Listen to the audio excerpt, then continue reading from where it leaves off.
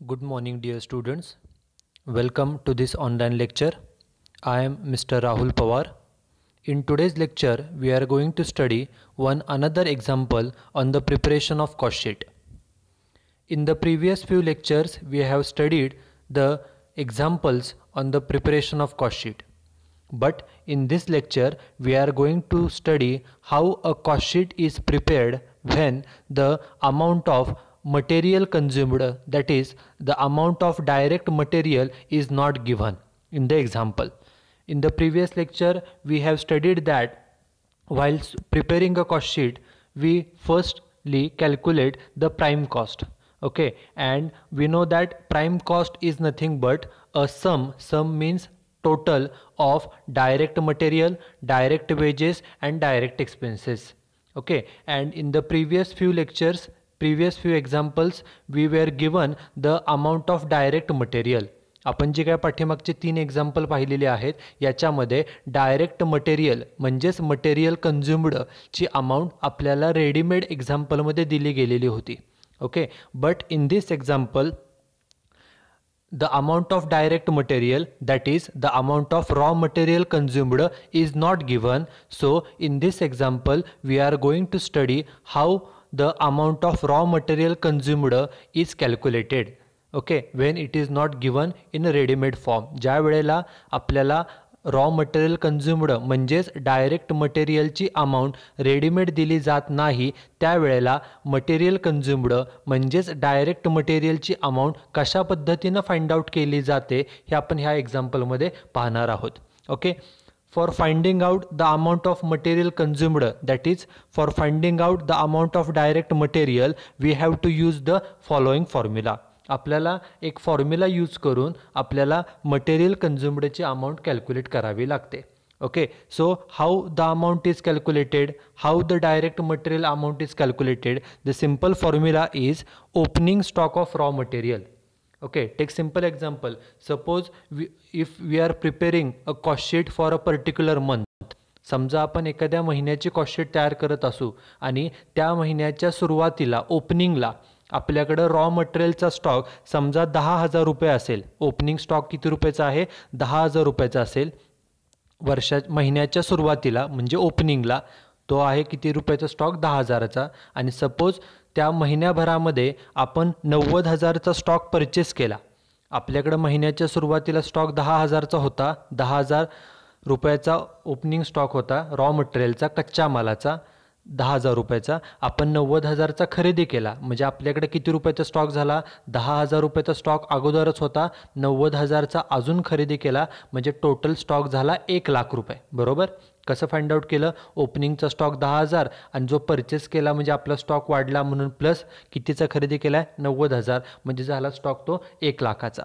आता हा जो काय 90,000च्या रॉ मटेरियल आपण परचेस केलेला आहे, हे मटेरियल परचेस करण्यासाठी we have to pay certain expenses. आपल्याला काही खर्च करावे लागतात, जसं की कॅरेज, जसं की फ्रेट, असे आपल्याला खर्च करावे लागतात. कॅरेज म्हणजे माल वाहतुकीचं भाडं, फ्रेटचा अर्थ देखील तोच होतो. ओके, मग वस्तू परचेस करण्यासाठी, रॉ मटेरियल परचेस करण्यासाठी समजा आपल्याला खर्च आला 5,000, तर तो खर्च देखील त्या परचेसेसच्याच खाली ॲड केला जातो. तो ॲड का करायचा? कारण त्या खर्चामुळं आपले एकूण परचेसेसची रक्कम ही वाढते म्हणून त्यामध्ये देखील तो खर्च ॲड करायचा. ओके, म्हणजे आपल्याकडे महिन्याच्या सुरुवातीला स्टॉक होता 10,000चा. आपण नवीन स्टॉक 90,000चा खरेदी केला आणि आपल्याला तो स्टॉक खरेदी करण्यासाठी समजा 5,000 रुपये खर्च आला. म्हणजे आपल्याकडे जो स्टॉक आहे तो किती रुपयाचा झाला बघा? ओपनिंगचा स्टॉक होता 10,000, नवीन जो खरेदी केला तो आहे 90,000 आणि 5,000 खर्च म्हणजे तोच झाला 95,000. म्हणजे 10,000चा स्टॉक सुरुवातीचा, 95,000चा नंतर तो खरेदी केला म्हणजे झाला किती? तर 1,05,000 आणि एवढा स्टॉक आपल्याकडे आहे. आता हा जो काय रॉ मटेरियलचा स्टॉक आपल्याकडे झाला, ओके, त्यापैकी काही रॉ मटेरियल आपण वापरणार, कन्झ्युम करणार फिनिश्ड गुड्स तयार करण्यासाठी, वस्तू बनवण्यासाठी. आणि आपल्याला यापैकी स्टॉक शिल्लक किती राहिला महिन्याच्या शेवटी? तर समजा तो शिल्लक राहिला 20,000. महिन्याच्या शेवटी म्हणजे क्लोजिंग स्टॉक, आणि हा क्लोजिंग स्टॉक आहे 20,000. म्हणजे आपण स्टॉक वापरला किती बघा? तर सिंपल उदाहरण आहे, महिन्याच्या सुरुवातीला 10,000चा स्टॉक होता. 5,000 रुपये हे जो काय खर्च झाला तो एक वेळ तो डिलीट करा. ओके, 10,000 रुपयाचा स्टॉक होता, 90,000चा परचेस केला, म्हणजे एकूण स्टॉक झाला 1,00,000चा. आणि या 1,00,000पैकी किती स्टॉक वापरला, कन्झ्युम किती केलं हे आपल्याला माहीत नाही, ते शोधून काढायचं आहे. 1,00,000चा स्टॉक आपल्याकडे झालेला आहे आणि यापैकी 20,000चा शिल्लक राहिला महिन्याच्या शेवटी. 1,00,000पैकी 20,000चा शिल्लक राहिला, म्हणजे आपण वापरलं किती, 1,00,000तला 20,000चा शिल्लक राहतोय, म्हणजे वापरला फक्त 80,000चा. त्यामुळं हे जे काही शिल्लक राहिलेला क्लोजिंग स्टॉक आहे तो नेहमी मायनस केला जातो. त्यामुळं मटेरियल कन्झ्युम्डची अमाऊंट कशा पद्धतीने कॅल्क्युलेट करायची, what is the formula for calculating the amount of raw material consumed. The formula is opening stock of material plus purchases of raw material plus expenses for purchases आणि minus closing stock of raw material. जसं आपण 11th स्टँडर्डला 12th स्टँडर्डला trading अकाउंटची सुरुवात opening स्टॉकनं करायचो आणि त्याखाली purchases लिहायचो, बरोबर, ट्रेडिंग अकाउंटच्या डेबिटला. त्याचप्रमाणे ज्या वेळेला मटेरियल कन्झ्युम्ड कॅल्क्युलेट करायचं असतं त्यावेळेला सुरुवात करायची ओपनिंग स्टॉक ऑफ रॉ मटेरियलने, त्यामध्ये परचेसेस ॲड करायचे कारण वस्तू परचेस केल्यामुळं आपला स्टॉक वाढतो, म्हणून त्यामध्ये परचेसेस ॲड करायचे, प्लस परचेसेसशी रिलेटेड काय खर्च असेल तो पण ॲड करायचा आणि सगळ्यात शेवटी क्लोजिंग स्टॉक जो आहे रॉ मटेरियलचा तो मायनस केल्यानंतर मग आपल्याला रॉ मटेरियल कन्झ्युम्ड म्हणजेच डायरेक्ट मटेरियलची आपल्याला अमाऊंट मिळते. त्यामुळं एक्झाम्पलमध्ये डायरेक्ट मटेरियल कॅल्क्युलेट करायचं आहे का रेडीमेड दिलं आहे ह्याच्यावरून ठरेल की हा फॉर्म्युला वापरावा लागेल की नाही. If the amount of direct material is given in a readymade form, जर आपल्याला डायरेक्ट मटेरियलची अमाऊंट रेडीमेड दिली असेल, जशी पाठीमागच्या आपण 3 एक्झाम्पलमध्ये पाहिलं, तर आपल्याला हा फॉर्म्युला वापरावा लागत नाही. हा फॉर्म्युला कधी वापरायचा, this formula has to be used when the amount of raw material consumed, that is when the amount of direct material is not given. आपल्याला ज्या वेळेला एक्झाम्पलमध्ये डायरेक्ट मटेरियलची अमाऊंट दिली जात नाही, आपल्याला रॉ मटेरियलचा ओपनिंग क्लोजिंग स्टॉक रॉ मटेरियलचे परचेसेस दिले जातात, त्यावेळेला हा फॉर्म्युला वापरून आपल्याला मटेरियल कन्झ्युम्ड म्हणजेच डायरेक्ट मटेरियल जे आपण सुरुवातीला प्राईम कॉस्ट कॅल्क्युलेट करताना विचारात घेतो, हे आपल्याला ह्या फॉर्म्युल्यानं कॅल्क्युलेट करावं लागतं. फॉर्म्युला पुन्हा एकदा बघा. रॉ मटेरियल कन्झ्युम्ड कशा पद्धतीने कॅल्क्युलेट करायचं आहे, तर सुरुवात करायची ओपनिंग स्टॉक ऑफ रॉ मटेरियलने. जसं आपण 11th आणि 12th स्टँडर्डला ट्रेडिंग अकाउंटची सुरुवात ओपनिंग स्टॉकनं करायचो, त्याचप्रमाणे opening stock of raw material त्याची अमाऊंट घ्या, त्यामध्ये plus purchases of raw material, purchases add करायचं कारण वस्तू परचेस केल्यामुळं आपला स्टॉक वाढतो म्हणून plus purchases of raw material, plus expenses on purchases, वस्तू परचेस करण्यासाठी खर्च आला, ओके, तर तो त्यात ॲड करा आणि शेवटी क्लोजिंग स्टॉक जो आहे closing stock of raw material तो मायनस केल्यानंतर आपल्याला रॉ मटेरियल कन्झ्युम्ड मिळतं. त्यामुळे हे देखील आपल्याला MCQ क्वेश्चनसाठी विचारलं जातं की how the amount of raw material consumed is calculated. Raw मटेरियलची अमाऊंट कशी कॅल्क्युलेट केली जाते, तर सिंपल फॉर्म्युला आहे opening stock of raw material plus purchases of raw material plus expenses on purchases आणि minus closing stock of raw material. ह्या प्रकारे आपण रॉ मटेरियल कन्झ्युम्ड हे कॅल्क्युलेट करतो. This is the formula and this formula we have to use in this example for calculating the amount of direct material. Direct मटेरियलची amount calculate करण्यासाठी हा जो काय फॉर्म्युला आहे opening stock plus purchases plus expenses minus closing stock, हा formula आपल्याला या एक्झाम्पलमध्ये यूज करावा लागणार आहे. Now we will start with the example. Following data is extracted from the books of PQR Limited. Here the name of the company is PQR Limited and this data is given for the year ended. Okay, जे काय आपल्याला information दिली ती year ended दिलेली आहे, म्हणजे आपल्याला PQR limited कंपनीची कॉस्टशीट बनवायची हे एक, आणि ती कॉस्टशीट आपल्याला इयर एंडेड 31 मार्च 2019 बनवायची आहे. ह्या 2 गोष्टी क्लिअर झाल्या. ह्या सेंटेन्समध्ये आउटपुट म्हणजे प्रोडक्शन, ह्या वर्षभराचं काय आउटपुट किती, उत्पादन किती हे आपल्याला दिलेलं नाही. आता आपण एक्झाम्पल स्टार्ट करूया. आपल्या 2 कॉलम्स दिलेत. First column is particular, second column is amount in rupees. बघा, फर्स्ट आहे opening stock of raw material. आत्ताच सांगितलं की आपल्याला रॉ मटेरियलचा ओपनिंग स्टॉक दिला, रॉ मटेरियलचा क्लोजिंग स्टॉक दिला, रॉ मटेरियल परचेस किती केलं हे दिलं की यावरून आपल्याला फॉर्म्युला यूज करून मटेरियल कन्झ्युम्ड म्हणजेच डायरेक्ट मटेरियल शोधावं लागतं. त्यामुळे opening stock of raw material आहे 40,000, त्याला ब्रॅकेटमध्ये M म्हटलं आहे, M फॉर मटेरियल कन्झ्युम्ड. ह्यावरून आपल्याला मटेरियल कन्झ्युम्ड शोधायचं आहे म्हणून त्याला एम असं नाव दिलं. हे जे ब्रॅकेटमध्ये मेन्शन केले ते आपल्याला स्वतः मेन्शन करावं लागतं, ते आपल्याला एक्झाम्पलमध्ये दिलं जात नाही. Okay, this M is mentioned over here. Second expenditure is purchases of raw material. आपण रॉ मटेरियल परचेस केलं, किती अमाऊंट आहे 1,80,000. ओके, रॉ मटेरियल परचेस हे देखील आपण फॉर्म्युल्यामध्ये यूज करून मटेरियल कन्झ्युम्ड कॅल्क्युलेट करतो. सो त्याला देखील M नाव दिलं आहे, M फॉर मटेरियल कन्झ्युम्ड म्हणजेच डायरेक्ट मटेरियल. नेक्स्ट आहे closing stock of raw material. Amount आहे 80,000. Raw material consumed closing stock of raw material हे देखील आपण मटेरियल कन्झ्युम्डच्या फॉर्म्युल्यामध्ये यूज करणार आहे. सो एम तिथं मेन्शन केलं आहे, M for material consumed. Next one is carriage inward. आता हा सर्वात महत्त्वाचा पॉईंट आहे. कॅरेज म्हणजे माल वाहतुकीचे भाडे. ओके, गुड्स ट्रान्सपोर्ट करण्याचं खर्च, आणि हा कॅरेज इनवर्ड आहे. इन म्हणजे वस्तू आल्या. वस्तू कधी बिझनेसमध्ये येतात, जेव्हा आपण परचेसेस करतो त्यावेळेलाच वस्तू बिझनेसमध्ये येतात. त्यामुळं परचेसेस केल्यावरतीच वस्तू बिझनेसमध्ये इन होतात. त्यामुळं इनवर्ड म्हणजे हे परचेसेसचं कॅरेज आहे. कॅरेज म्हणजे माल वाहतुकीचा खर्च, आणि कॅरेज दोन प्रकारचं, कॅरेज इनवर्ड, इन म्हणजे वस्तू आल्या, आणि कॅरेज आउटवर्ड, आउट म्हणजे वस्तू गेल्या. वस्तू कधी जातात, वस्तू विकल्यावर वस्तू जातात. इन कधी होतात, परचेसेस केल्यावर. त्यामुळं कॅरेज इनवर्ड म्हणजे हा परचेसेसचाच खर्च आहे. आणि मगाशी सांगितल्याप्रमाणे वस्तू परचेस करण्यासाठी जो खर्च आला, रॉ मटेरियल परचेस करण्यासाठी, तो खर्च देखील आपण तिथं तो ॲड करतो. जसं परचेसेस ॲड करतो, कारण आपण फॉर्म्युला पाहिलेला आहे, opening stock plus purchases plus expenses of purchases. Okay, purchases जसं आपण ॲड करतो तसे एक्सपेन्सेससुद्धा त्यामध्ये ॲड करायचे, आणि हा तो खर्च आहे कॅरेज इनवर्ड, आणि हा आपण मटेरियल कन्झ्युम्ड कॅल्क्युलेट करताना कन्सिडर करणार आहोत. नेक्स्ट एक्सपेंडिचर आहे डायरेक्ट वेजेस. अमाऊंट आहे 1,50,000.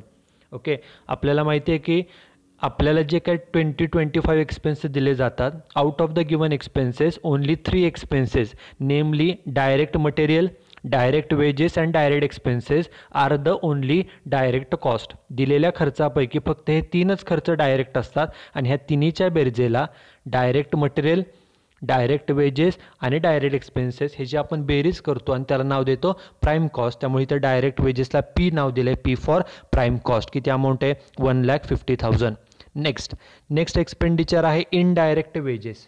आता डायरेक्ट वेजेस झालं, आता हे इनडायरेक्ट आहेत. इनडायरेक्टला सांगितलं, इनडायरेक्ट म्हणजे ओव्हरहेड्स. बरोबर, इनडायरेक्ट म्हणजेच काय तर ओव्हरहेड्स. आणि हा कुठला ओव्हरहेड्स आहे तर वेजेस येते. मग सांगा, वेजेस कुणाला दिले जातात, फॅक्टरीमधल्या लोकांना, ऑफिसमधल्यांना का सेलिंगला, तर फॅक्टरीमधल्या कामगारांना वेजेस दिले जातात. म्हणजे हा झाला फॅक्टरीचा खर्च, म्हणून त्याला F असं नाव दिलं आहे, F फॉर फॅक्टरी. अमाऊंट आहे 20,000. Next expenditure is direct expenses. पुढचा खर्च आहे डायरेक्ट एक्सपेन्सेस. Amount is 30,000. मगाशी सांगितले की हा खर्च डायरेक्ट आहे, आणि जे 3 डायरेक्ट खर्च असतात, एक म्हणजे डायरेक्ट मटेरियल, 2 म्हणजे डायरेक्ट वेजेस, आणि 3 म्हणजे डायरेक्ट एक्सपेन्सेस. ह्या तिन्हीचे आपण टोटल करतो, आणि त्या टोटलला प्राईम कॉस्ट म्हणतो. त्यामुळे डायरेक्ट एक्सपेन्सेस हा प्राईम कॉस्टचा पार्ट आहे, म्हणून त्याला P मेन्शन केलं आहे, P for prime cost. Next, आता prime cost, after calculating the prime cost, okay, the remaining all expenses are treated as overheads. एकदा आपण प्राईम कॉस्ट कॅल्क्युलेट केली, प्राईम कॉस्टमध्ये फक्त 3 डायरेक्ट कॉस्ट येतात. एक म्हणजे डायरेक्ट मटेरियल, एक म्हणजे दुसरं म्हणजे डायरेक्ट वेजेस, आणि थर्ड म्हणजे डायरेक्ट एक्सपेन्सेस. ते तिन्ही पॉईंट आलेले आहेत. डायरेक्ट वेजेस झालेलं आहे, डायरेक्ट एक्सपेन्सेस देखील झालेलं आहे. आता जे बाकीचे एक्सपेन्सेस आहेत ते सर्व ओव्हरहेड्स असतात. Overheads are classified into 3 categories. First is factory, second is office, and third is selling and distribution. आता आपण एक एक खर्च रीड करून, तो खर्च फॅक्टरीचा असेल तर त्याला F असं मेन्शन करू, ऑफिसचा असेल तर O मेन्शन करू, सेलिंगचा असेल तर त्याला S असं मेन्शन करू. ओके, ओव्हरहेड्स म्हणजेच इनडायरेक्ट खर्च, इनडायरेक्ट एक्सपेन्सेस. बघा मग पहिला खर्च कोणता आहे, first expenditure is factory rent. नावामध्ये सांगितले की हा खर्च फॅक्टरीचा आहे, त्यामुळे त्याला F नाव दिलं, F for factory. Amount is 10,000. Next expenditure is office rent. Office रेंटची अमाऊंट आहे 1,000.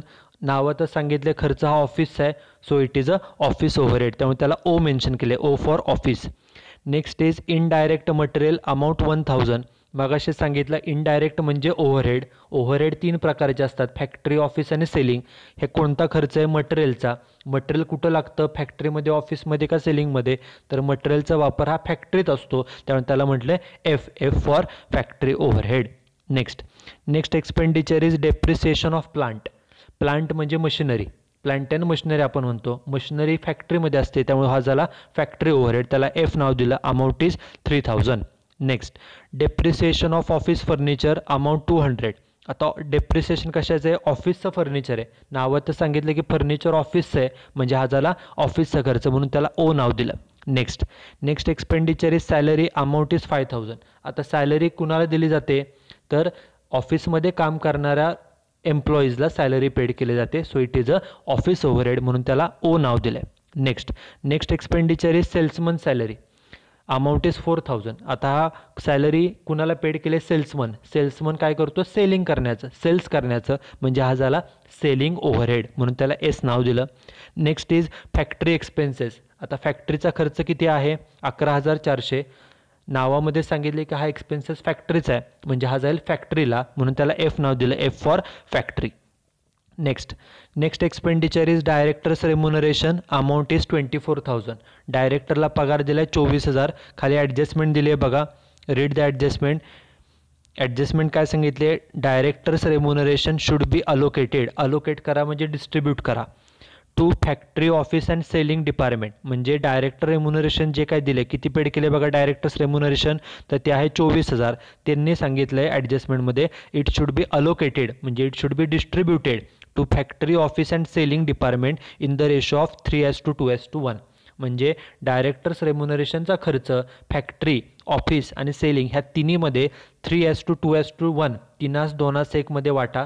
तिन्हीला पण वाटा, म्हणजे त्यातला काही खर्च जाईल फॅक्टरीला, काही खर्च जाईल ऑफिसला आणि काही खर्च जाईल सेलिंगला, त्यामुळे तो FOS फॅक्टरी, ऑफिस आणि सेलिंगला डिस्ट्रीब्यूट होईल. आता किती डिस्ट्रीब्यूट होईल बघा? डायरेक्टर्स रेम्युनरेशनचा एकूण खर्च किती आहे? 24000. रेशो काय सांगितलं त्यांनी बघा खाली ॲडजस्टमेंटमध्ये? 3:2:1. जर ह्या तिन्हीची आपण बेरीज केली, 3, 2, 1 ची बेरीज किती येते? 6 येते, बरोबर. मग तो कसा डिस्ट्रीब्यूट करायचा आहे? फॅक्टरीला किती, ऑफिसला किती आणि सेलिंगला किती? पहिलं फॅक्टरी, दुसरं ऑफिस आणि तिसरं सेलिंग त्यांनी सांगितलं आहे, बरोबर. मग फॅक्टरीला किती येईल? तर फॅक्टरीचा हिस्सा किती येईल बघा? रेशो आहे 3:2:1, म्हणजे पहिला 3, बरोबर. म्हणजे 3 एकूण बेरीज किती येते? 3 आणि 2 5 आणि 1 6, म्हणजे फॅक्टरीला किती येईल? तर 3/6, बरोबर. कारण फॅक्टरी हे पहिल्यांदा दिले, म्हणून फॅक्टरीला येईल 3/6. ऑफिस 2 नंबरला ऑफिसचा खर्च सांगितला आहे, मग 2 नंबरचा रेशो किती आहे? 2 आहे, बरोबर. रेशो बघा 3:2:1 आहे, 2 मिडलचा रेशो 2 आहे, म्हणजे किती रेशो येईल तो? तर 2/6. 2/6 कसं काढलं? 2 रेशो आहे आणि भागिले 6 का केलं? कारण ह्या सगळ्यांची बेरीज 3:2:1 ची बेरीज. आणि सर्वात शेवटी सेलिंगचा खर्च सांगितला आहे. सेलिंगला रेशो किती आला बघा? तर 1 सांगितलं आहे त्यांनी, म्हणजे हा रेशो किती येईल? तर सेलिंगचा 1 अमाऊंट दिलेली आहे, रेशो 1 आहे, त्यामुळे 1/6. ओके. रेशो कसा घ्यायचा कळालं? फॅक्टरीला किती? पहिल्यांदा फॅक्टरी सांगितलं आहे, दुसऱ्यांदा ऑफिस आणि तिसऱ्यांदा सेलिंग, म्हणून 3:2:1 हा त्या रेशोमध्ये वाटला. फॅक्टरीला आला 3/6, ऑफिसला आला 2/6 आणि सेलिंगला किती आला? तर 1/6. हा खर्च तिन्हीमध्ये डिस्ट्रीब्यूट होईल. नेक्स्ट एक्सपेंडिचर काय आहे बघा? सेलिंग एक्सपेन्सेस, अमाऊंट आहे 2000 रुपये. आता नावातच सांगितले हा खर्च सेलिंगचा आहे, सेलिंगचा खर्च म्हणजे तो सेलिंगला जाईल, म्हणून त्याला एस नाव दिले, S for selling overhead. Next expenditure आहे travelling expenses, amount is 2200. Travelling कशासाठी करावं लागतं? तर ट्रॅव्हलिंग वस्तू विकण्यासाठी, सेल्स करण्यासाठी करावं लागतं, म्हणजे हा सेलिंगचा खर्च आहे, so it is a selling overhead. Next expenditure बघा, कॅरेज आउटवर्ड. आता हा इम्पॉर्टंट पॉईंट आहे, मगाशी सांगितलं कॅरेज म्हणजे माल वाहतुकीचा खर्च. वस्तू खरेदी केल्यावर वस्तू इन होतात आणि वस्तू विकल्यावर वस्तू आउट होतात, बिझनेसमधून जातात, आणि हा कोणता खर्च आहे? Carriage outward. आउट म्हणजे वस्तू गेल्या, बरोबर. आउट म्हणजे वस्तू गेल्या. कधी वस्तू जातात? वस्तू विकल्यावर जातात. वस्तू जेव्हा आपण विकतो तेव्हा वस्तू आपल्या बिझनेसमधून आउट होतात, हे आउटवर्ड आहे, म्हणजे हा सेलिंगचा खर्च आहे, म्हणून त्याला एस असं नाव दिलेलं आहे, S for selling. Next is sales किती आहेत? तर 5 लाख आहेत. आपण कॉस्ट शीट तयार करताना सेल्स सर्वात शेवटी मेन्शन करतो. आणि लास्ट एक्सपेंडिचर आहे advertisement, amount is 4000. Okay, advertisement कशासाठी केली जाते, तर advertisement is made for increasing the sales of the company. कंपनीचे सेल्स वाढण्यासाठी जाहिरात केली जाते, त्यामुळे हे सेलिंगशी रिलेटेड खर्च आहे, त्यामुळे त्याला एस नाव दिले, एस फॉर सेलिंग. अमाऊंट किती आहे तर 4,000 रुपये. ओके, सगळं खर्चाचं क्लासिफिकेशन केलं, ॲडजस्टमेंट रीड केली आणि खाली आपल्याला सांगितले प्रिपेअर अ कॉस्ट शीट. आपल्या एक्झाम्पलमध्ये कंपनीचं नाव PQR लिमिटेड दिले आहे, इयर एंडेड 31 मार्च 2019 सांगितलं आहे. आपण आता सोल्युशन बघूया. एक्झाम्पल सोडवताना पहिल्यांदा कंपनीचं नाव सेंटरला मेन्शन करायचं PQR लिमिटेड, सेकंड लाईनला कॉस्ट शीट, थर्ड लाईनला त्यांनी सांगितल्याप्रमाणे for the year ended 31 March 2019. Okay, fourth लाईनला आउटपुट. एक्झाम्पलमध्ये कुठेही दिलं नाही, फक्त आउटपुट लिहिलं, पुढे ब्लँक ठेवलेलं आहे. ओके, त्यानंतर कॉस्ट शीट ड्रॉ केली. कॉस्ट शीटमध्ये एकूण 3 कॉलम असतात. First column is टायटल्ड as particular, second column is amount in rupees and third column is amount in rupees. आपल्याला कॉस्ट शीट 1 पेज ड्रॉ करावी लागते, मिनिमम 1 पेजमध्ये कॉस्ट शीट तयार होते.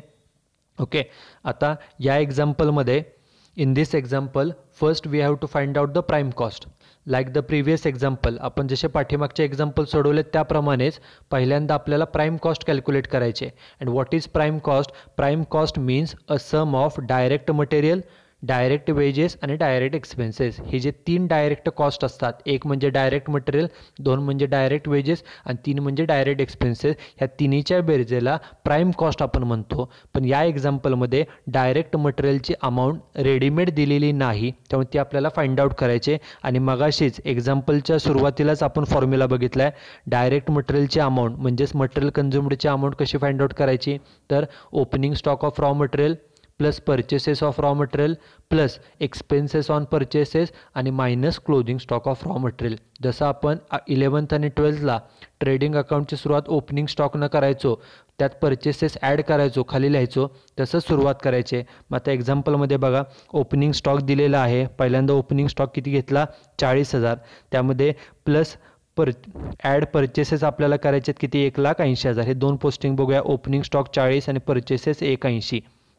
बघा सोल्युशनमध्ये ओपनिंग स्टॉक घेतला 40,000, त्याच्यानंतर त्यात खाली पर्चेसेस ॲड केले बघा 1,80,000. आणि मगाशी सांगितलं जसं आपण पर्चेसेस ॲड करतो तसंच पर्चेसेस रिलेटेड कोणता खर्च आहे का बघा, तर एक्झाम्पलमध्ये पर्चेसेस रिलेटेड खर्च दिला आहे कॅरेज इनवर्ड. आणि मगाशी सांगितलं कॅरेज म्हणजे माल वाहतुकीचा खर्च, ट्रान्सपोर्टेशनचा खर्च, त्याला कॅरेज म्हणतात. आणि हा खर्च पर्चेसेसचा कसा ओळखला, तर त्यांनी कॅरेज इनवर्ड सांगितले. इन म्हणजे वस्तू आल्या, वस्तू परचेस केल्यानंतरच वस्तू येतात, म्हणजे हा पर्चेसेसचा खर्च आहे. ना अमाऊंट किती? कॅरेज इनवर्डचा खर्च आहे तर 10,000. बघा तो खर्च 10,000 तिथे मेन्शन केला आहे. कॅरेज इनवर्डची अमाऊंट आहे 10,000 रुपये. ओके, ह्या सगळ्याची बेरीज केली. ओपनिंग स्टॉक होता 40,000, पर्चेसेस होते 1,80,000 आणि कॅरेज आहे 10,000. ह्या तिन्हींची बेरीज आली 2,30,000. फॉर्म्युला जो आपला आहे opening stock plus purchases plus expenses आणि मायनस क्लोजिंग स्टॉक. बघा एक्झाम्पलमध्ये क्लोजिंग स्टॉक किती दिला आहे तर तो आहे 80,000 रुपये. मग तो क्लोजिंग स्टॉक त्यातून मायनस करायचा.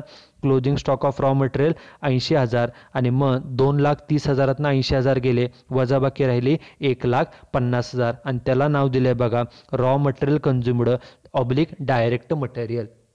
पाठीमागच्या 3 एक्झाम्पलमध्ये in the previous 3 examples the amount of direct material was given in ready-made form, but in this example we have to find out this amount, and for finding this amount we have to use the formula, and the formula is opening stock of raw material plus purchases of raw material plus any expenses relating to purchases आणि minus closing stock of raw material. आपल्याला direct मटेरियलची amount readymade दिली नसल्यामुळे आपल्याला ती amount find out करण्यासाठी opening stock of raw material plus purchases of raw material plus expenses for purchases आणि minus closing stock of raw material हा formula वापरून आपण रॉ मटेरियलची अमाऊंट कॅल्क्युलेट केली आणि ती अमाऊंट किती आली ती आउटर कॉलमला घेतली 1,50,000.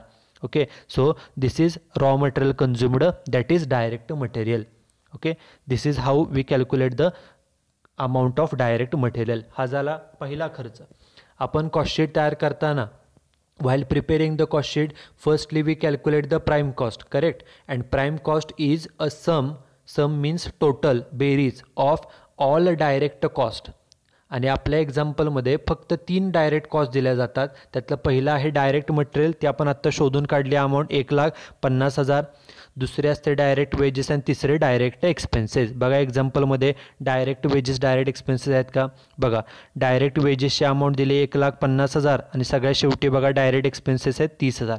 Direct wedges 1,50,000, direct expenses 30,000. ह्या दोन्हीचं पोस्टिंग बघूया. बघा डायरेक्ट वेजेसची अमाऊंट 1,50,000 आणि डायरेक्ट एक्सपेन्सेस दिले 30,000. ह्या तिन्हींची बेरीज केली. पहिलं डायरेक्ट मटेरियल 1,50,000 होतं, आत्ता लिहिलेलं डायरेक्ट वेजेस 1,50,000 आहे आणि डायरेक्ट एक्सपेन्सेस 30 आहे. ह्या तिन्हींची बेरीज केली आणि त्या बेरीजला नाव दिलं प्राईम कॉस्ट. तिन्हींची बेरीज किती ते बघा, तर तिन्हींची बेरीज झाली 3,30,000. त्यामुळं फर्स्ट स्टेप आहे, the first step is to calculate the prime cost, and prime cost is a sum of direct material, direct wages and direct expenses. त्याप्रमाणे प्राईम कॉस्ट किती आली आपली 3,30,000. प्राईम कॉस्ट आहे आपली 3,30,000. आता एकदा प्राईम कॉस्ट कॅल्क्युलेट केल्यानंतर, after calculating the prime cost, the next step is to add the different overheads. Prime cost calculate केल्यानंतर पुढचं काम काय आहे, तर जे ओव्हरहेड्स आहेत, आणि आपल्याला माहिती आहे की ओव्हरहेड्स 3 प्रकारचे असतात. There are 3 types of overheads. First is of factory overheads, second is office overhead and third is selling overhead. आणि हे सर्व ओव्हरहेड्स म्हणजे कॉमन एक्सपेन्सेस, इनडायरेक्ट एक्सपेन्सेस, हे सर्व ओव्हरहेड आपल्याला ॲड करायचे आहेत जेणेकरून आपल्याला टोटल कॉस्ट फाइंड आउट करता येईल.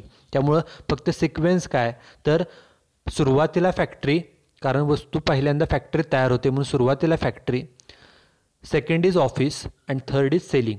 सेलिंग शेवटी का, कारण वस्तू शेवटी विकली जाते म्हणून शेवटी सेलिंग, आणि ह्या दोन्हींच्या मध्ये ऑफिस. ओके, सो पहिल्यांदा आपण फॅक्टरी ओव्हरहेड ॲड करायचं, पण एक वेळ जागा सोडून हेडिंग द्यायचं ॲड फॅक्टरी ओव्हरहेड. आता ह्या हेडिंग खाली जे फॅक्टरीशी रिलेटेड खर्च आहेत, आता आपलं एक्झाम्पल बघूया. जे पोस्टिंग झाले आपण त्याला ऑलरेडी टिकमार्क केलेले. हे फर्स्ट पेज आहे. फॅक्टरीचा खर्च कोणता आहे बघा, एकच खर्च राहिला इनडायरेक्ट वेजेस आणि तो फॅक्टरीचा आहे, त्यामुळे त्याला मी टिकमार्क करतो. इनडायरेक्ट वेजेसची अमाऊंट किती आहे बघा, तर 20,000. बघा एक्झाम्पलमध्ये फॅक्टरी ओव्हरहेडच्या हेडिंग खाली इनडायरेक्ट वेजेस आहेत का 20,000, हे फर्स्ट. त्यानंतर एक्झाम्पल पहा, फर्स्ट पेजवरचं सर्व पोस्टिंग झालेलं आहे. आता सेकंड पेज, यापैकी फॅक्टरीचे खर्च कोणते, आपण एक्झाम्पल सोडवण्यापूर्वीच सगळे खर्च क्लासिफाय केलेले आहेत. जो खर्च फॅक्टरीचा त्याला एफ म्हटलेलं आहे, ऑफिसचा असेल त्याला ओ म्हटलेलं आहे, सेलिंगचं असेल तर त्याला एस म्हटलेलं आहे. मग फॅक्टरीचा खर्च कोणता आहे बघा, एक आहे फॅक्टरी रेंट 10,000, इनडायरेक्ट मटेरियल 1,000. हे दोनच खर्चाचं पोस्टिंग बघूया, फॅक्टरी रेंट 10 आणि इनडायरेक्ट मटेरियल 1,000. बघा एक्झाम्पलमध्ये फॅक्टरी रेंट 10,000 आणि इनडायरेक्ट मटेरियल किती 1,000 रुपये, हे तिन्ही झाले. त्याच्यानंतर अजून फॅक्टरीचा खर्च बघा कोणता आहे, डेप्रिसिएशन ऑफ प्लांट 3,000 आणि अजून एक सर्वात शेवटी आहे बघा फॅक्टरी एक्सपेन्सेस 11,400. म्हणजे प्लांटचं डेप्रिसिएशन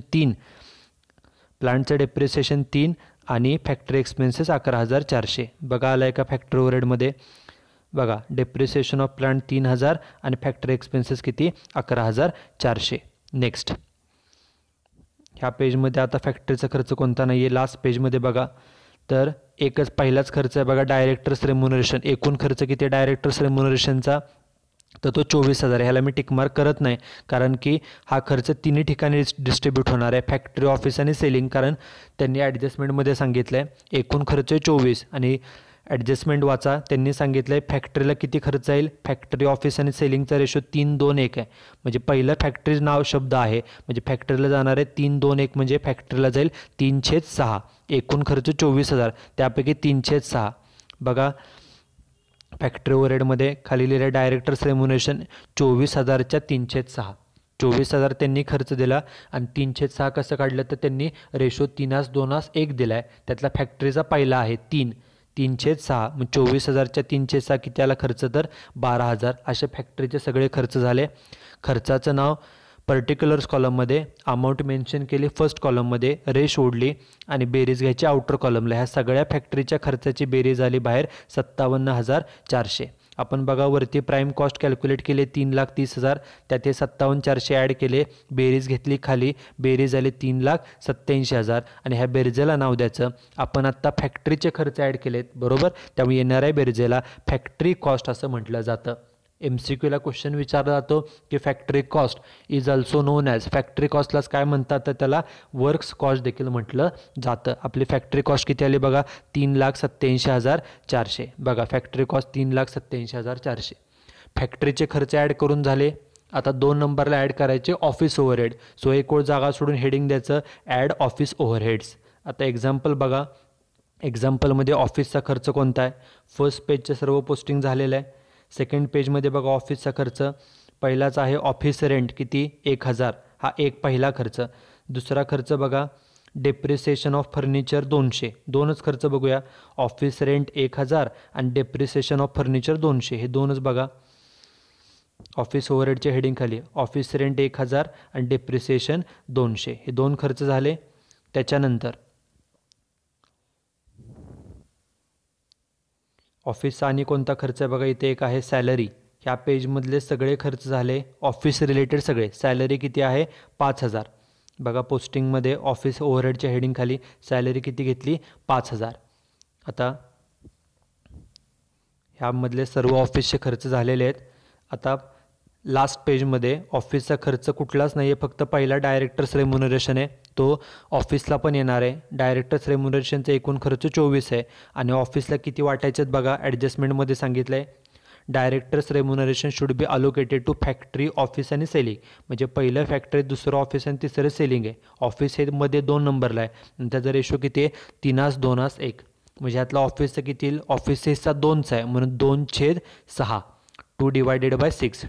ओके, 6 कसं काढलं आहे 3ची बेरीज, 3, 2, 1ची बेरीज 2/6. मग बघा डायरेक्टर्स रेम्युनरेशनचा एकूण खर्च 24 आहे, त्यापैकी ऑफिसला किती जाईल बघा. ऑफिस ओव्हरहेड डायरेक्टर्स रेम्युनरेशन दिलं, एकूण खर्च 24,000, त्याच्या 2/6, तो किती खर्च आला तर 8,000 रुपये. जो एकूण खर्च आहे त्याला गुणिले जो रेशो आहे तो, त्याप्रमाणे खर्च आला 8,000. सगळे ऑफिसचे खर्च संपले. अमाऊंट पहिल्या कॉलमला घेतल्या आणि रेष सोडून बेरीज बाहेर रेषेच्या वर घेतली. सगळ्याची बेरीज किती आली 14,200. हे जे काय ऑफिसचे खर्च आपण लिहिलेत ह्या सगळ्याची बेरीज आली 14,200. आपण वरती फॅक्टरी कॉस्ट कॅल्क्युलेट केली होती 3,87,400. त्यात ऑफिस ओव्हरहेड ॲड केले 14,200 आणि येणारी बेरीज आहे 4,01,600. त्याला नाव द्यायचं कॉस्ट ऑफ प्रोडक्शन. जसं मगाशी आपण फॅक्टरी ओव्हरहेड ॲड केल्यावर आपल्याला फॅक्टरी कॉस्ट मिळते, तसं ऑफिस ओव्हरहेड ॲड केल्यावर आपल्याला मिळतं कॉस्ट ऑफ प्रोडक्शन. हे आपल्याला MCQला विचारलं जातं की factory cost plus office overhead, factory कॉस्टमध्ये ऑफिस ओव्हरहेड ॲड केल्यावर काय मिळतं तर आपल्याला कॉस्ट ऑफ प्रोडक्शन मिळतं. कॉस्ट ऑफ प्रोडक्शन किती आले बघा 4,01,600. कॉस्ट ऑफ प्रोडक्शन घेतलं 4,01,600. आता फॅक्टरीचे खर्च ॲड करून झाले, ऑफिसचे झाले. आता एकच खर्च राहिला तो म्हणजे सेलिंग ओव्हरहेड. म्हणून एक वेळ जागा सोडून हेडिंग दिलं add selling and distribution overhead, हे हेडिंग दिलं. आता याखाली सेलिंगचे रिलेटेड खर्च सगळे घ्यायचे. बघा एक्झाम्पलमध्ये हे फर्स्ट पेजचं सर्व पोस्टिंग झालेलं आहे. सेकंड पेजमध्ये सेलिंगचा खर्च कोणता आहे बघा एकच राहिला आहे. आपण जे खर्च झाले त्याला टिकमार्क केलेले, एकच खर्च राहिला आहे सेल्समन सॅलरी, त्याला टिकमार्क करूया. अमाऊंट किती आहे 4,000 रुपये. बघा त्याचं पोस्टिंग सेलिंग ओव्हरहेड खाली आलं आहे का, सेल्समन सॅलरी किती अमाऊंट आहे 4,000 रुपये. हे एक पोस्टिंग झालं. त्यानंतर बघा फर्स्ट पेज पोस्टिंग झालेलं आहे, सेकंड पेज पण पूर्ण झालेलं आहे, फक्त लास्ट पेज राहिला आता. त्यानंतर पुढचा कोणता आहे डायरेक्टर्स रेम्युनरेशन, हा सेलिंगला पण येणार आहे, त्याला तर मी टिकमार्क करतो. एकूण डायरेक्टर्स रेम्युनरेशन होतं 24,000, त्यापैकी सेलिंगला किती येणार आहे तर सेलिंगचा रेशो किती आहे बघा 3:2:1. म्हणजे सेलिंगचा किती येईल तर एक हिस्सा फक्त सेलिंगला आहे 1/6. त्यामुळे एकूण खर्च 24,000, त्याच्या 1/6. बघा तिकडे आला आहे का तर सेलिंगमध्ये बघा डायरेक्टर्स रेम्युनरेशन 24,000च्या 1/6 किती अमाऊंट आली तर 4,000 रुपये. हे रेशो कसा काढला आहे, अमाऊंट 24,000 त्यांनी दिले आणि 3/6, 2/6 आणि 1/6 हे त्यांनी दिलेल्या रेशोप्रमाणे. पहिलं फॅक्टरी सांगितलं आहे, दुसरं ऑफिस आणि तिसरं सेलिंग आहे आणि रेशो 3:2:1 आहे. म्हणजे पहिला फॅक्टरीचा, दुसरा ऑफिस आणि तिसरा सेलिंगचा आहे. ह्याप्रमाणे 3/6, 2/6 आणि 1/6. पुढे डायरेक्टर्स रेम्युनरेशन झाल्यानंतर सेलिंगचे सगळे खर्च आहेत बघा. Selling expenses 2,000, travelling expenses 2,200, carriage outward मगाशी सांगितलं, आउटवर्ड म्हणजे वस्तू गेल्या, सेल्स केल्यावर वस्तू जातात, ते 2,000 रुपये. ह्याचं पोस्टिंग बघूया सेलिंग एक्सपेन्सेस आणि ट्रॅव्हलिंग एक्सपेन्सेस. बघा सेलिंगमध्ये बघा सेलिंग एक्सपेन्सेस आलं आहे, ट्रॅव्हलिंग एक्सपेन्सेस पण तीच अमाऊंट घेतलेली आहे. पुढे एक्झाम्पल बघा, कॅरेज आउटवर्ड 2000 हा सेलिंगचा खर्च आणि शेवटी ॲडव्हर्टाइजमेंट 4000. बघा एक्झाम्पलमध्ये सोल्युशनमध्ये बघा सेलिंगमध्ये कॅरेज आउटवर्ड 2000 आणि ॲडव्हर्टाइजमेंट 4000. सगळे खर्च झाले का पहा, सर्व खर्च झालेले आहेत. पहिल्या पेजवरचे सर्व खर्च झाले, सेकंड पेज पण पूर्ण झालेले आहे, थर्ड पेज पण झालेलं आहे, फक्त सेल्स राहिले ते शेवटी आपण घेतो, म्हणजे खर्च सगळे संपले. ओके, त्यामुळं सेलिंगचे जे खर्च आहेत ते आपण पहिल्या कॉलमला लिहिले, रे सोडून त्याची बेरीज बाहेर घ्यायची. हे जे काय सर्व खर्च आहेत ते सर्वाची बेरीज बाहेर आली किती, 18,200. वरती बघा कॉस्ट ऑफ प्रोडक्शन होतं 4,01,600, त्यामध्ये हे 18,200 ॲड करा आणि बेरीज घ्यायची खाली, बेरीज आली 4,19,800 आणि त्याला नाव द्यायचं टोटल कॉस्ट. त्याला टोटल कॉस्ट का म्हणतात, कारण सेलिंगचा खर्च हा शेवटचा, सेलिंगचे खर्च ॲड केल्यावर सगळे खर्च ॲड करून झाले, त्यामुळे येणाऱ्या बेरजेला एकूण खर्च म्हणजेच टोटल कॉस्ट असं म्हटलं जातं. आपल्याला टोटल कॉस्ट आली 4,19,800. आणि आपल्याला माहिती आहे की each and every business is started to earn profit. कुठलाही बिझनेस प्रॉफिट मिळवण्यासाठी चालू केला जातो, चालवला जातो. त्यामुळं जो काही एकूण खर्च आहे त्यामध्ये प्रॉफिट ॲड करूनच मग सेल्स केले जातात. त्यामुळे टोटल कॉस्टमध्ये ॲड प्रॉफिट आणि मग आपल्याला मिळणार आहे ते सेल्स. आपल्याला प्रॉफिट दिलेला नाही आहे, तो शोधून काढायचा आहे. आपण टोटल कॉस्ट किती फाइंड आउट केली, तर टोटल कॉस्ट फाइंड आउट केली 4,19,800. म्हणजे आपल्याला एकूण खर्च 4,19,800 आला आहे. आणि एक्झाम्पलमध्ये सांगितलं आहे आपण सेल्स किती रुपयाचे केलेत. बघा सेल्सची अमाऊंट दिली आहे 5 लाख. आपण त्या वस्तू 5 लाखाला विकल्या, म्हणजे बघा सेल्स खाली मेन्शन केलं 5 लाख रुपये. म्हणजे आपण ज्या वस्तू 4,19,800ला तयार केलेल्या आहेत त्या 5 लाखाला विकल्या. म्हणजे ह्या दोन्हीमधला डिफरन्स किती येतोय, तर डिफरन्स आहे 80,200. तो झाला आपला प्रॉफिट. ओके, त्यामुळे टोटल कॉस्टमध्ये प्रॉफिट ॲड केल्यावर ते सेल्स मिळतात. त्यामुळे प्रॉफिट कसा फाइंड आउट करायचा, सेल्समधून कॉस्ट वजा करायची. एकूण जे काही वस्तू विकल्या 5 लाखाला आणि त्या वस्तूचा एकूण खर्च होता 4,19,800, म्हणजे आपला फायदा आहे त्या दोन्हीमधला डिफरन्स किती, 80,200. Okay, this is profit. आपण तो फाइंड आउट केला म्हणून त्याला तिथे स्टार केलं. ही आपण अमाऊंट फाइंड आउट केलेली आहे. ओके, कशी फाइंड आउट केली, प्रॉफिटची amount, profit is equal to sales minus total cost. सेल्समधनं टोटल कॉस्ट मायनस केलं की आपल्याला प्रॉफिटची अमाऊंट मिळते. Okay, so this is how a cost sheet is prepared. ह्या एक्झाम्पलमध्ये फक्त एकच गोष्ट नवीन आहे, ती फक्त तुम्ही व्यवस्थित समजून घ्या की प्राईम कॉस्ट कॅल्क्युलेट करताना जे आपल्याला डायरेक्ट मटेरियल म्हणजेच मटेरियल कन्झ्युम्ड लागतं ते आपल्याला रेडीमेड दिलेलं नाही. आणि ते कॅल्क्युलेट करण्यासाठीचा हा फॉर्म्युला आहे. फॉर्म्युला आहे opening stock of raw material plus purchases of raw material plus expenses on purchases आणि मायनस क्लोदिंग स्टॉक. जसं आपण 11thला ट्रेडिंग अकाउंटची सुरुवात ओपनिंग स्टॉकनं करायचो, त्यात खाली परचेसेस लिहायचो, तसंच इथं केलेलं आहे. सुरुवात करायची ओपनिंग स्टॉकने. कुठला opening stock, opening stock of raw material, त्यात परचेसेस ॲड करायचे. ॲड का करायचे, कारण वस्तू परचेस केल्यावर आपला स्टॉक वाढतो म्हणून ते ओपनिंग स्टॉकमध्ये ॲड करायचं. तसंच परचेसेसचे रिलेटेड काय खर्च असेल तो पण ॲड करायचा. हे खर्च कुठले असतात त्याला नाव देतात carriage on purchases, freight on purchases, okay, किंवा कॅरेज इनवर्ड. आता कॅरेज इनवर्ड म्हणजे काय आणि कॅरेज आउटवर्ड म्हणजे काय तेवढं फक्त आपल्याला कळायला पाहिजे. इनवर्ड म्हणजे वस्तू आल्या, बरोबर, आणि आउटवर्ड म्हणजे वस्तू गेल्या. ओके, वस्तू कधी येतात, इन कधी होतात, तर परचेसेस केल्यावर इन होतात. म्हणजे इनवर्ड म्हणजे हा परचेसेसचा खर्च आहे. आणि कॅरेज आउटवर्ड, आउट म्हणजे वस्तू गेल्या, कधी वस्तू जातात, सेलिंग केल्यावर जातात, त्यामुळं आउटवर्ड म्हणजे सेलिंगचा खर्च आहे. इथं कॅरेज इनवर्ड, इन म्हणजे वस्तू आल्या, त्यामुळे हा परचेसेसचा खर्च आहे. एक तर 2च प्रकारचे खर्च असतात, कॅरेज इनवर्ड किंवा फ्रेट इनवर्ड. त्याला कॅरेज इनवर्ड म्हणतात किंवा फ्रेट म्हणतात किंवा कॅरेज ऑन परचेसेस म्हणतात. जसं परचेसेस ॲड केलं तसं तो खर्च पण ॲड करायचा आणि शेवटी त्यातनं closing stock of raw material minus केलं की मग आपल्याला रॉ मटेरियल कन्झ्युम्ड म्हणजेच डायरेक्ट मटेरियलची अमाऊंट मिळते. बाकीचं सर्व कॅल्क्युलेशन हे नेहमीप्रमाणे आहे. Okay, you should write down this example and solution in your notebook, and in the next lecture we will see another example on the preparation of the cost sheet. Thank you very much.